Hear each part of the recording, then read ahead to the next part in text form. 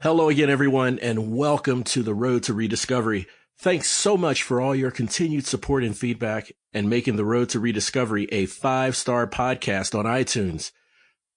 Overcoming adversity for growth requires tools, and your mind and attitude are the first tools to sharpen. My special guest, who has a remarkable gift for healing, knows this firsthand. She's a master teacher in Reiki with a gift of intuitive sight. She sees, she connects, she heals. It is my pleasure to introduce Laurie-Elle. Laurie, thank you so much for joining me here on the show. Welcome. Well, thank you for having me. I'm very excited to be here. Oh, no, we reciprocate. The pleasure's ours for sure, for sure. So let's just jump right into it, Okay. and see how the water feels, so to speak. All right, I'm ready. All right. Can you describe the defining moment in your life when you realized your gift of intuitive sight? Sure. I guess I should preface this by saying that I was a pretty, what I thought regular yet sensitive Mm-hmm. girl my whole life. So, I knew there was something in me, but I definitely didn't know this was it. So, for anyone who thinks that they might have some secret gift within them, they probably do. But for me, that moment of really understanding that I could do this, that I could channel. So that's what I consider myself, as a channel between the divine spirit, creator, source, whatever you want to call it. And here I hear for people, was actually a very, very low, sad, vulnerable moment in my life. And I think that's what makes it so profound. It was a, literally a fall on my knees, surrender moment. Like, for me, I say God, just, you Right. know, for me, it's God. I say, God, God help me. I was raised in the Catholic Church, although I'm not a traditional Catholic. At this point in my life, but I just needed that connection because I felt very lost. What was happening was, my current husband, I'll tell the end of the story. We're still married. We were actually separated. And in fact, we were divorcing, and it was my choice. I wanted the divorce. Um, in a nutshell, I was running away from a very complicated marriage. It was both of our second marriage. And Mhm. there was a lot of outside forces that were, forcing us basically to completely reevaluate what a relationship was supposed to look like. But for me, I guess it felt easier to run away because I felt justified. I could give you my laundry list at that time of why I was doing the right thing. So I had that moment of, we had been apart for close to 7 months at that time. But I still knew there was something. I felt it was very hard for me to move on. And, so what happened was that although I wasn't practicing any spiritual or energetic healing work, I was a recipient. I very much was drawn to that in the prior, I guess, 5 years, leading up to this moment, which isn't Right. surprising. It warmed me up. And so I was seeking outside of myself, like, somebody help me. And I had this intuitive woman that I worked with. She was a psychic, or whatever you want to call it, but she was a kind of like a psychic life coach.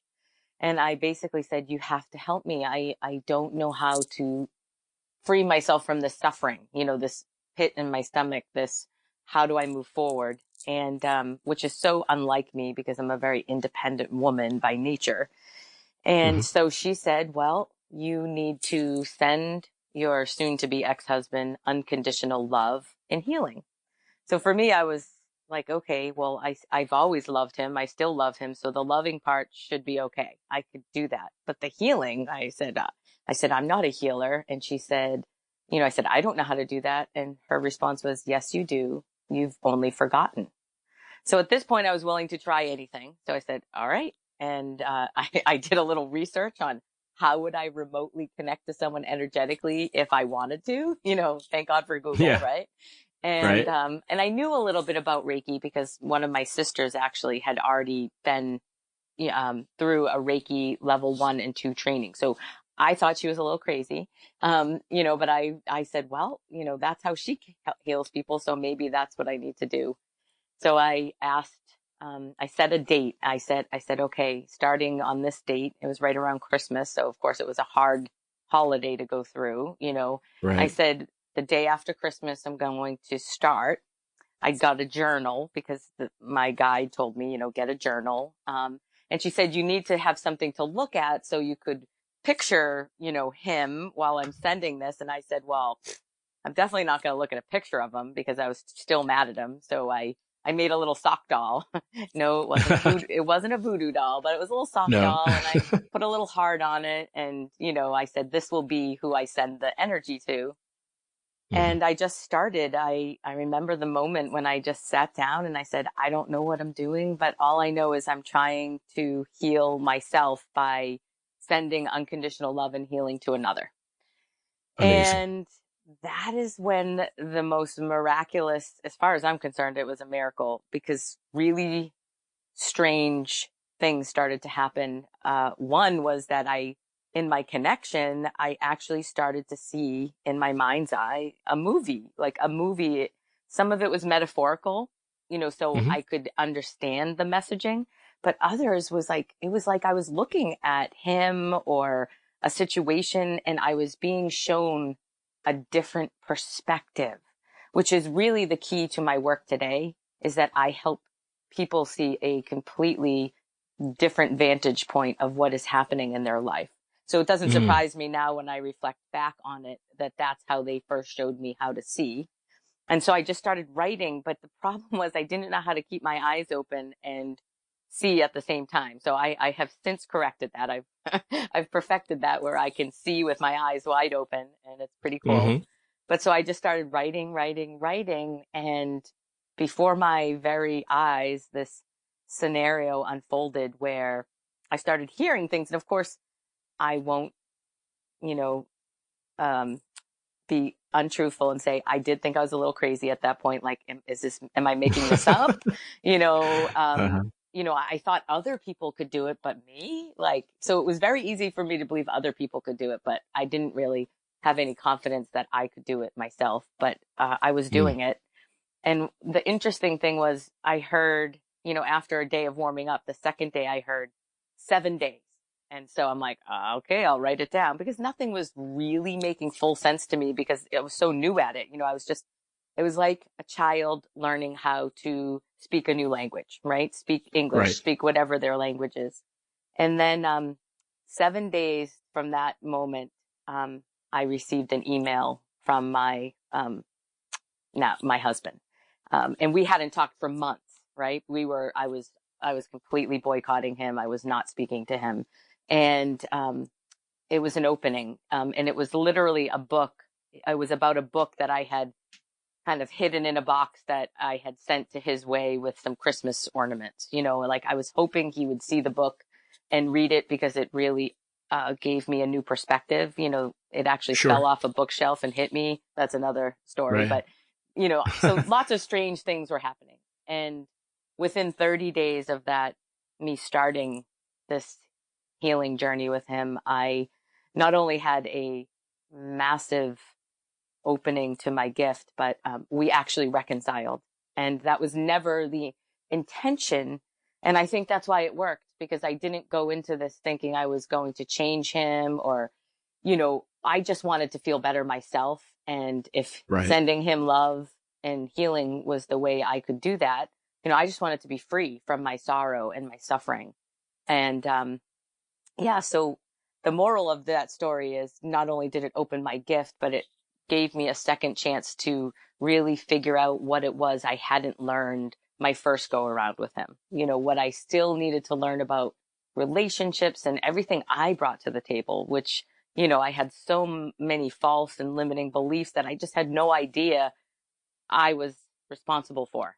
I was very good at Yeah. blaming back then. And I've hopefully evolved significantly since that time. So it was an interesting moment, that's for sure. That is something. I mean, L'Oreal, such an extraordinary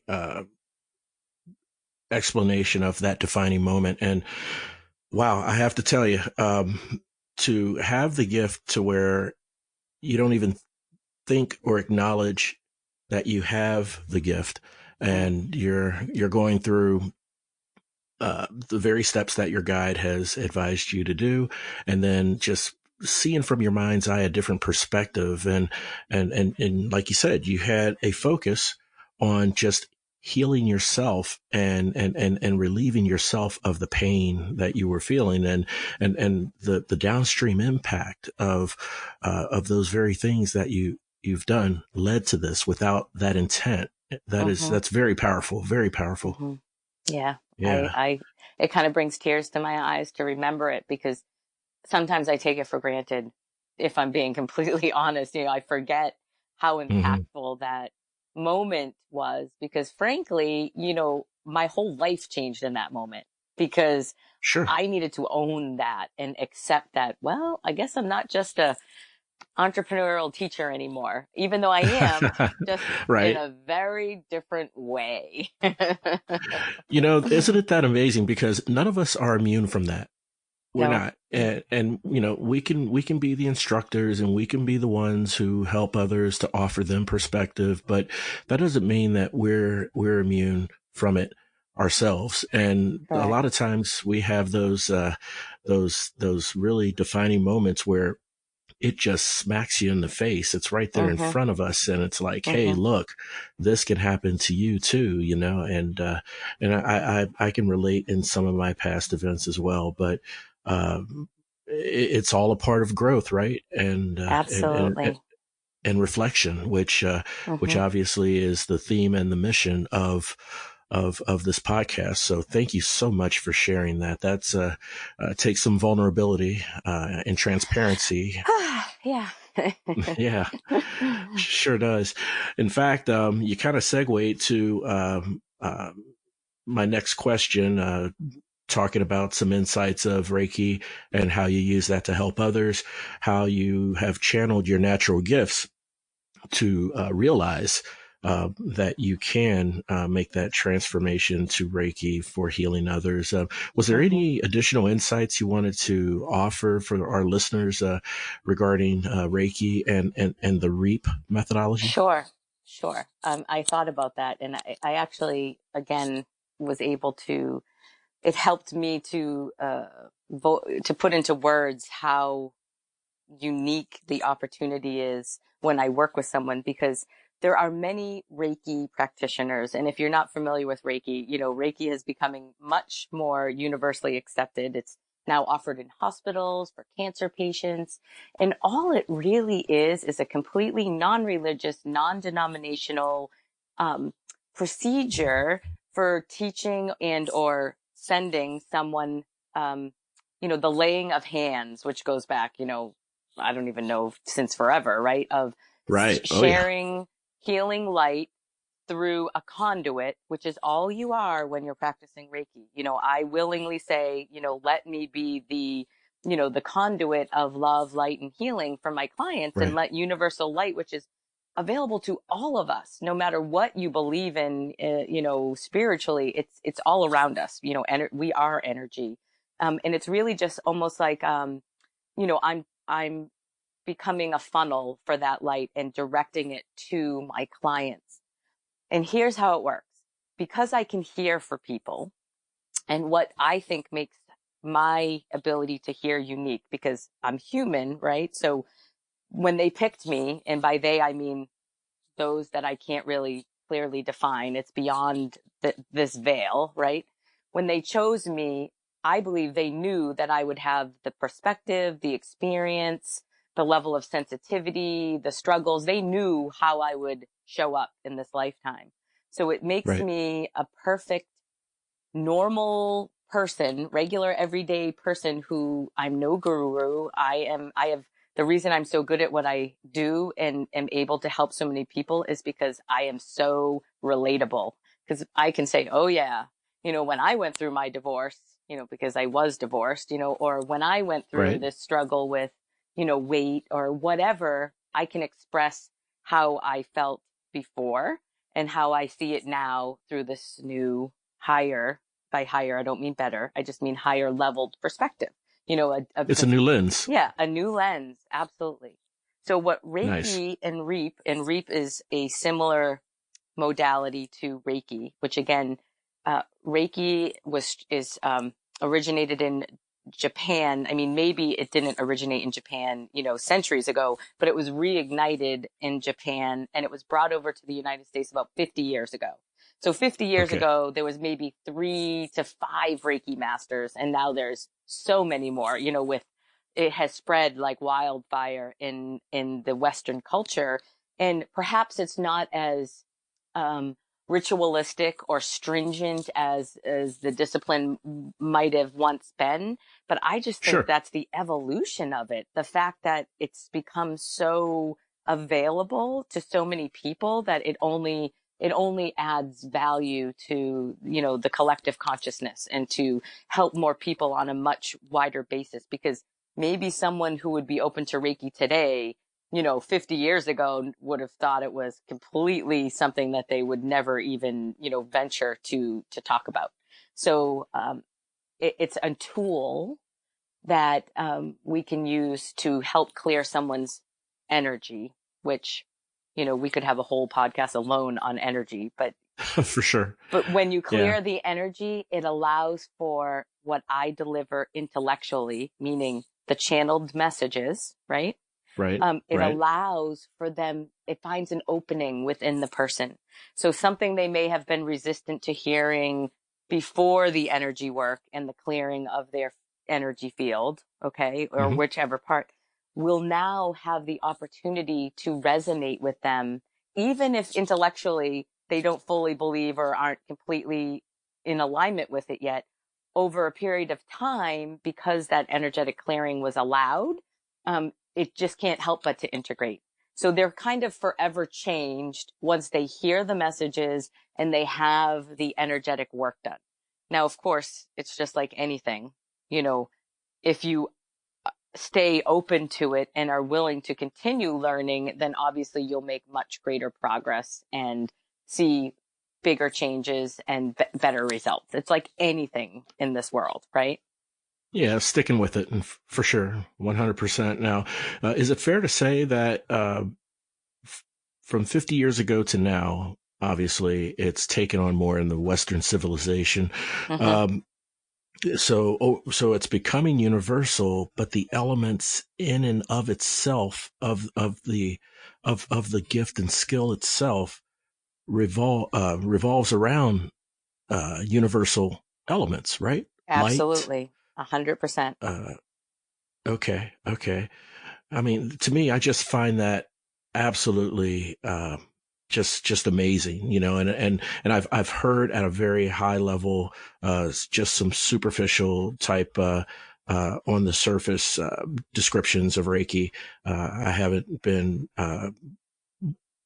exposed to it or made Mm-hmm. visible to it, but it sounds like a truly a deep connection at a deeper level than just casual interaction. 100%. I mean, my clients, if, I do Reiki remotely but when I do it in Hmm. person, I feel like sometimes it has just an even deeper effect because I don't necessarily touch my clients physically when I'm doing the Reiki. Like my hands are usually about an inch or so above them, or sometimes even higher, but they Right. absolutely feel movement and heat and motion throughout their body. I have countless people that are like, wow, like I wasn't expecting that. And I say, well, it's because you are open to healing yourself. So when you're open to Right. it and you align to that possibility, then that's when I believe miracles are really possible. So We will return after this. Welcome back. one other thing about the 50-year gap is when years ago, there's Reiki healing symbols, and they were so secret and, it was only passed down by word of mouth and you had to learn everything in secret. And before it would Hmm. cost you tens of thousands of dollars to become, a Reiki master teacher and maybe hundreds and hundreds of hours. But there's no I don't believe there's any coincidence that in the age of technology, right, and the immediate communication, from Right. coast to coast, from, continent to continent, that now the information is so widely available that, of course, it's just infiltrated and reached so many more people, because now it's not a secret anymore, and it's much more accepted. So it's also the timing, the divine timing of this reconnection to the universal energy out there. Speaking of that, Laurie-Elle, you bring up a very good point, because as you were saying that, I was thinking about those 50 years. And is there a balance that you see that has to be done when it comes to this really taken storm becoming something that's of a global practice and not just an Eastern world practice, but to preserve the integrity of it, the origin of this gift of healing, without it becoming diluted as it gets like spread throughout the world. How can that be done and still maintain its core integrity of what it's meant to do and how it's used? Does that make sense? It truly, it makes 1,000% sense. And I've actually wrestled with that a little bit about, Right. wanting to share it with as many people as I can, because to me, it's like a gateway. It's a gateway to the world of spirituality, because when you feel the activation in your hands, you immediately become in touch with a greater power that you may never Right. have been aware of before. So it's a beautiful gift to pass on to someone. However, I do struggle with, you don't want to just give someone a piece of paper if they're not fully in alignment with the core beliefs behind the practice. But here's Right. what I think about that, is that I did think about it, and I said, you know what? Universal law always takes care of itself. And that if I go into this with fear, okay, that somehow it will be diluted, or somehow maybe I'm not the best Reiki master, or somehow someone has more deeper level of training. If I myself go into fear about it, or others go into fear about it, then we are now in an energy that is so far below the energy of Reiki as it is, that we ourselves are contributing to that potential dampening of the purpose of this modality. So I have That just makes sense. decided to surrender it and say, even if somebody decides to practice Reiki, but they're not truly in alignment with the energy, or they're out of alignment with the purpose, then they'll fall away. Just like, the sour grapes fall off the vine, just like Right. the low, hanging fruit, falls to the ground and Right. turns brown. So I just surrendered it. I let go of that battle and said, as long as I'm spreading for the intention, just like I did when I learned of my gift, if I'm sending it with, unconditional love and knowing that I'm just the conduit, then I'm going to let Right. spirit and universal law take care of everything else. No, that's beautiful. I mean, because like you said, that can become a distraction, and then you're contributing to it. Yes. And so you decide to focus on your gift and doing what you do with what you've learned of the core purpose of the practice. So wonderful. Fantastic. Now, one of my last questions here is, and I'm not sure how easy it is to articulate this when you have this gift, and other people either who don't have it, or they are not in touch or knowledgeable of the gift, but um, you have the ability to reveal the light to people by peeling what I understand are energetic layers. Is Yes, that right? that's correct. Can you give me an example of what an energetic layer would look like, say, in your mind's eye as you're working with someone?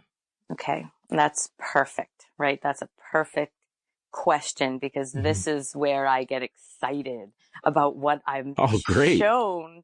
And it's so powerful that sometimes I get a little overexcited about it. So I thought about how could I explain this to someone?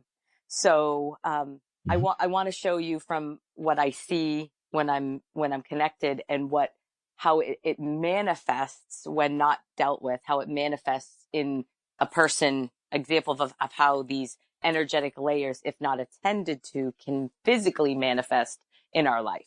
Okay. Okay. So imagine this. I'm just going to very briefly explain that we have this core of energy that runs through us. I see it as a river sometimes, but it's really referred to as chakras. We have these chakras, which, for all intensive purposes, in the Western culture, we really focus on 7 main chakras, and there's points within Mm-hmm. our body. So Right. let's just take the sacral chakra, which is our second energy center. And it physically resides, like, let's say, below your belly button and above your pelvic bone. Okay. So Okay. for women, I'll use a woman as an example. It's their seat of life. Like, it's nurturing, it's passion, it's how they Mm. relate to every other human being on the planet. Okay. Outside of themselves, Okay. because our self Right. love and actualization resides in our heart chakra, really. But so this is Okay. where every relationship that we've had since the minute we were born, all that energy is here in that second chakra. So, Okay. um, imagine somebody, at a very early age had a parental relationship that was less than ideal. And this young child, felt inadequate or less than or unworthy, or some trauma happened to this young child early on. Maybe it wouldn't be described as like a newsworthy trauma, but Okay. harsh words can really leave these, I call them indelible marks or imprints on our energetic field if they're not Mm-hmm. addressed. Okay. So here we now have a grown adult female who, let's just say that she has ongoing physical problems in her reproductive area. Like, maybe she can't get pregnant, maybe she has terrible problems with her menstrual cycle, whatever it is. Okay. To me, Right. that is the first indication that, whoa, there is something happening in her sacral chakra. It Mm. could be, it could be represented emotionally also, whereas some people who have overactive or overexpanded sacral chakras, they are your type of person who gives and gives and gives, but then feels very hurt and wounded that other people don't give back to them as much. They might express that in a way of what was it? I'm trying to think of the word for it. Like, when they backhanded type of, not compliments, but when you give someone, but you expect something in return. Okay. I'm trying to Ulterior think. motive. Yes. Like an Like, ulterior motive, or they're easily disappointed yeah. when other people don't give as much as they give. Right.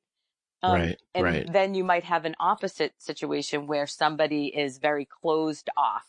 Uh, they have a very hard time expressing their emotions. They're, closed Right. off, and that you don't know how to read them. And they have a really hard time saying they're sorry. They have a really hard time saying they love you.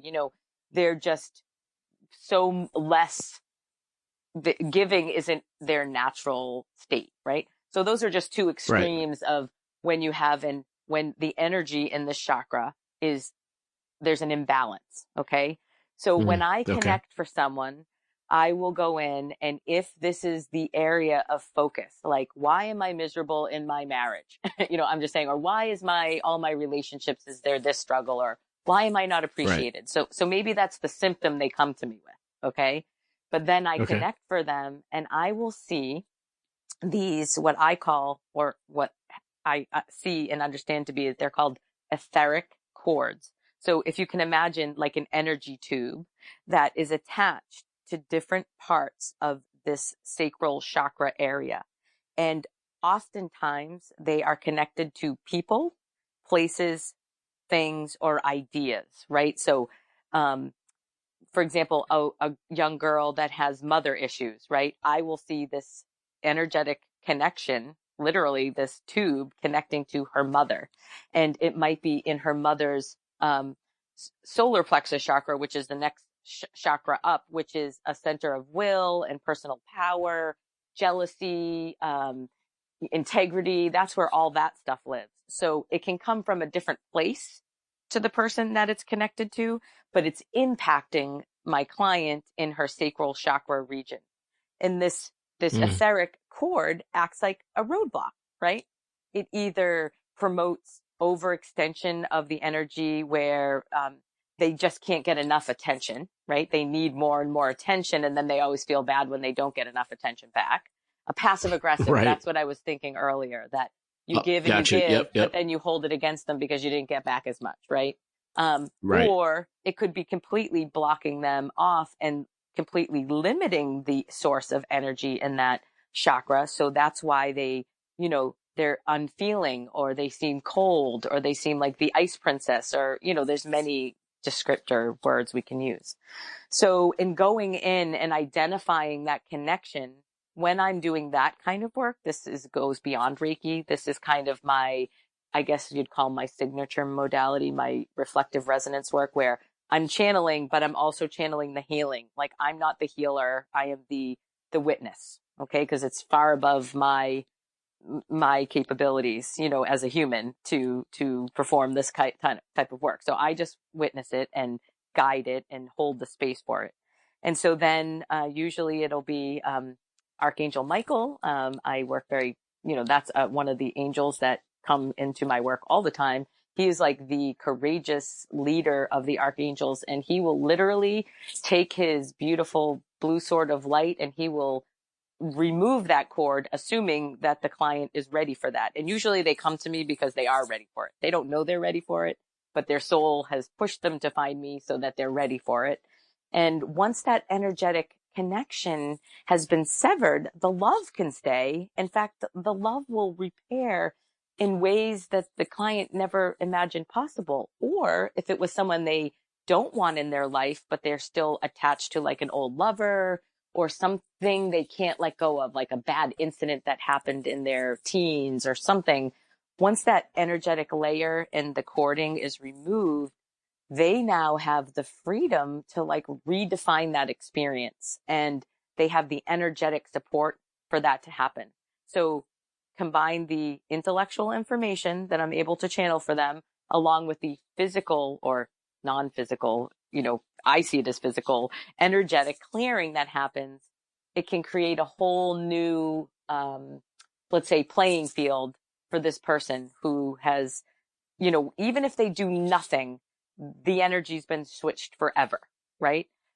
Sure. However, we are human beings, and habit is part of being a human. We have these habits, good, bad, or indifferent. And sometimes when we stay attached to an idea or the idea of suffering, we have to work in the real world to effectively change those behaviors that keep us going back to victimhood or some kind of suffering. But on a clearing of that layer, so that's how I see it. And then what can happen is the person can now decide how to handle those situations differently. Like if they are passive aggressive, then they can start to recognize, oh, I'm being passive aggressive right now.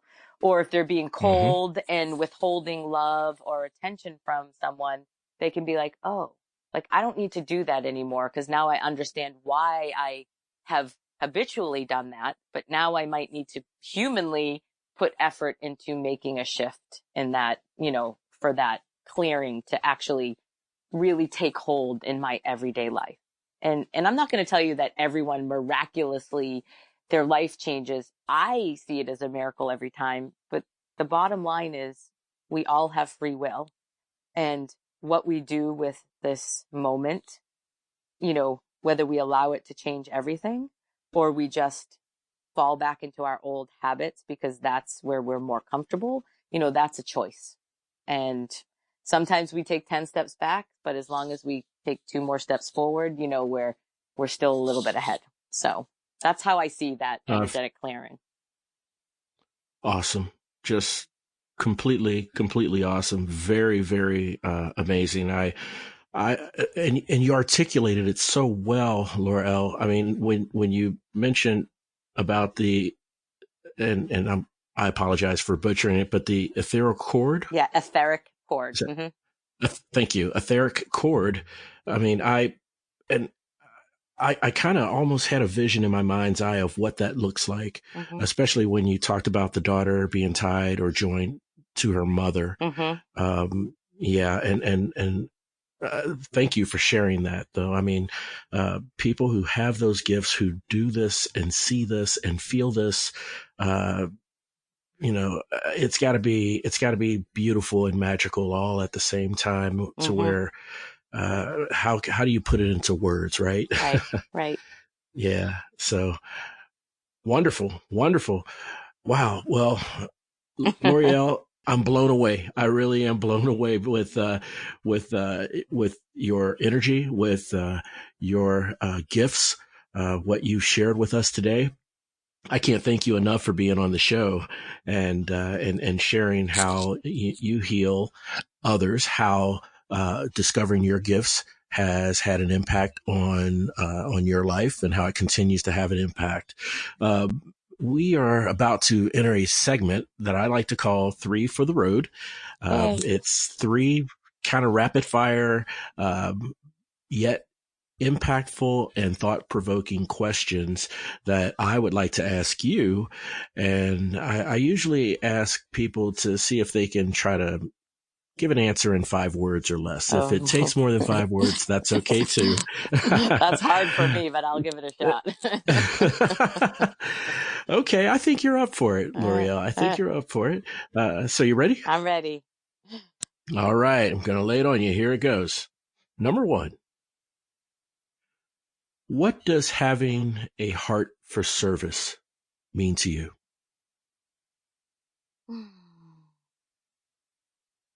There's no other way to...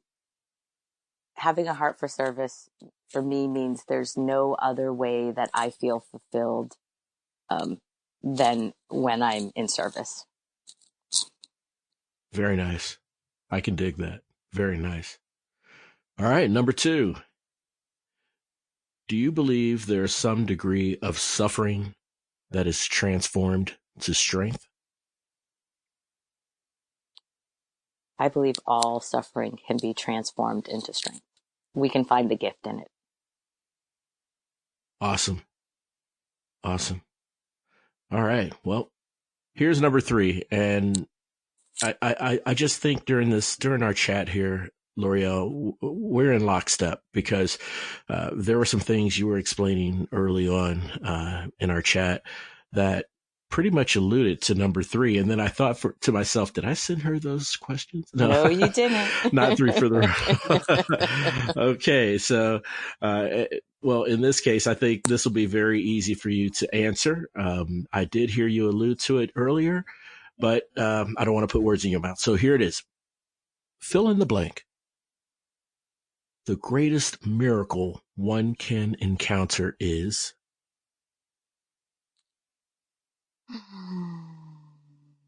The greatest miracle that one can encounter is, I would say, coming into alignment with our energetic truth, our perfectly imperfect truth, and understanding that we all have the power to heal, every single one of us. For sure. I love it. We all have that power. Just getting in touch with it and in tune with it, for sure. Fantastic. Laurie-Elle, again, thanks for being on the show. I hope, and I know, in fact, in my heart, I feel that there's a connection that you've made with the listeners out there. There's a connection, and there's at least one thing you've said that's resonated with our listeners. And so with that said, I want to make the listeners aware that Guys, you can start your path to healing and realizing the light and potential within you by visiting our site, yourlight.com, and book a session with Laurie or one of the other practitioners. You heard earlier in our chat that she gives remote sessions. So this is where you can take a part in healing sessions, receiving intuitive guidance, and achieve a higher point of consciousness. So once again, that website address is our site, yourlight.com. LaurieElle, thanks so much for being a part of the show, sharing your journey and your gifts with us today. Well, I am so grateful. I'm smiling ear to ear. I just loved every minute of our time. So I appreciate you finding me. So thank you. Oh, likewise, for sure. It's been an honor and a pleasure. And a big thanks to all of you listening out there for checking in and listening to the show. Please remember to subscribe to the podcast, leave feedback, and share with your friends and family. The Road to Rediscovery, it's part of a movement. It's part of a revolution. And guess what? You are now part of it. Together, we are what I like to call roadies, and it sure feels good having you on the journey. Once again, guys, thanks for checking in, and we'll chat again soon.